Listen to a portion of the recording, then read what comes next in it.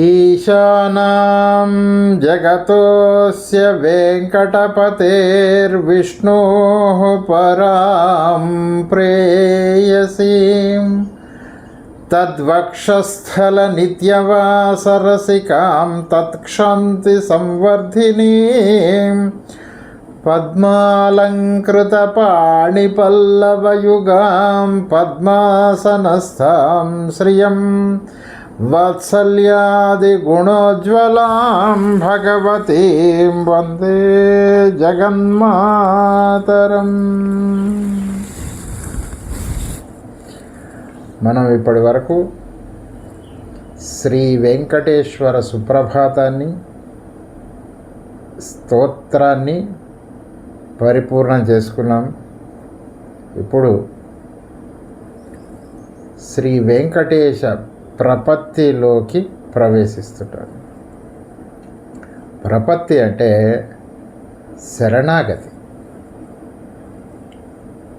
ఈ వెంకటేశ ప్రపత్తిలో మొట్టమొదటిగా మనము ప్రార్థన చేసేది అమ్మవారు.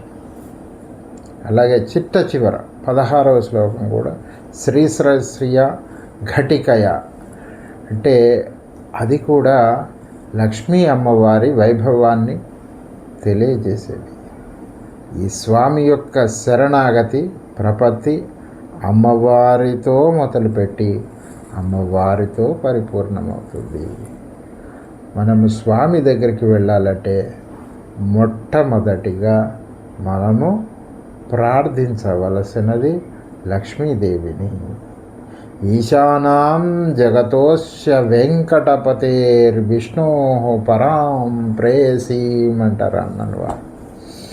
ఈ యొక్క సర్వ జగత్తుకు అధినాయకుడైన శ్రీ వెంకటేశ్వర స్వామి యొక్క ఇష్టమైన, అత్యంత ఇష్టమైనటువంటి దానవు నువ్వు. పరాం ప్రేయసీం తద్వక్షస్థల నిత్యవాసరసికాం తత్క్షాంతి సంవర్ధినీం.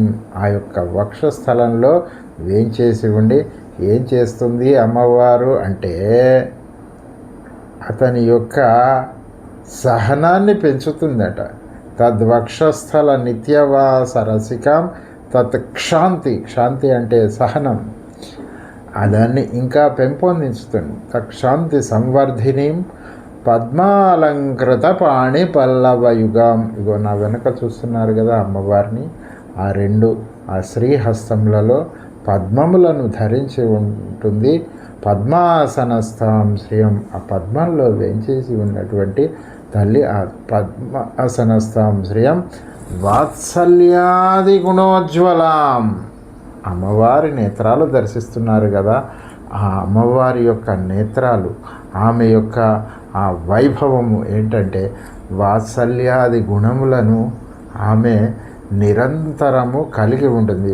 వాటితోటి ప్రజ్వలిస్తున్నట్టుగా ఉంటుంది, వెలిగిపోతుంటుంది అమ్మవారి యొక్క ముఖమండలం. వాత్సల్యాది గుణోజ్వలాం భగవతీం. భగవతీం అంటే మా యొక్క యజమానురాలవు, సర్వశక్తిమంతురాలవు అమ్మా నీవు. వాత్సల్యాది గుణోజ్వలాం భగవతీం వందే జగన్మాతరం. అమ్మా నీకు శిరస్సు వంచి మేము నమస్కరిస్తున్నాము అని దీని యొక్క భావం. అయితే ఇక్కడ మనం ఒక విషయాన్ని గమనించాలి. అసలు అమ్మవారు ఎక్కడి నుంచి ఉద్భవించింది అంటే పాల సముద్రంలోంచి ఉద్భవించింది. ఏ సందర్భంలో? ఆ యొక్క క్షీరసాగర మథనము జరిగినది.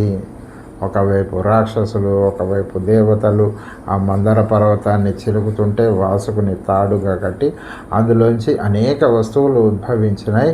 అందులో నుంచి వచ్చింది, ఆ పాల వెల్లి నుంచి ఉద్భవించిందే తల్లి లక్ష్మీదేవి.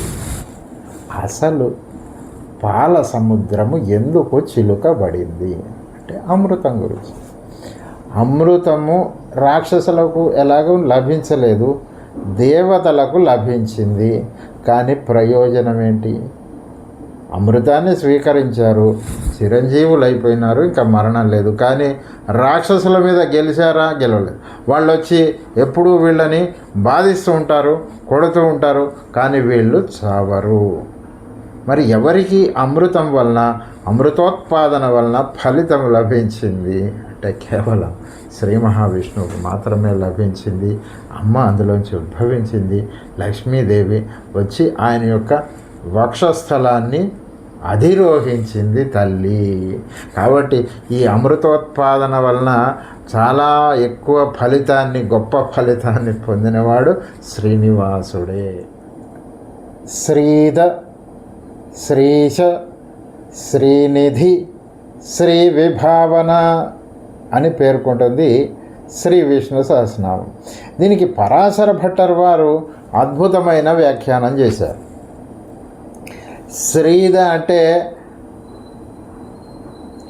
శ్రీ అంటే లక్ష్మి కదా, ఆ లక్ష్మీదేవికి తనను తాను చేసుకున్నాడట శ్రీనివాసు. శ్రీద, శ్రీశ అంటే ఆ లక్ష్మీదేవిని తన యొక్క ఈశ్వరురాలుగా ఆయన భావించారంట. శ్రీద, శ్రీశ, శ్రీనిధి. శ్రీనిధి అంటే ఇప్పుడు మీ దగ్గర ఒక చాలా కొన్ని కోట్ల విలువ చేసే వజ్రం ఉన్నదనుకోండి, దాన్ని ఎక్కడ పడితే అక్కడ పెడతారా? పెట్టరు. దానికి ఒక బంగారు పాత్ర, ఒక భరిణ లాంటిది చేసి దాంట్లో దాచుకుంటారు కదా, అలాగా లక్ష్మీదేవిని దాచుకున్నాడంట శ్రీనివాసుడు. శ్రీద, శ్రీశ, శ్రీనిధి, శ్రీ విభావన. శ్రీ విభావన అంటే ఆ యొక్క లక్ష్మీయే నా యొక్క రక్షకురాలు అని భావించాడంట. ఏం అద్భుతమైన వ్యాఖ్యానం చేశారండి పరాశర భట్టర్ వారు శ్రీ విష్ణు సహస్రనామం. శ్రీద, శ్రీశ, శ్రీనిధి, శ్రీ విభావన.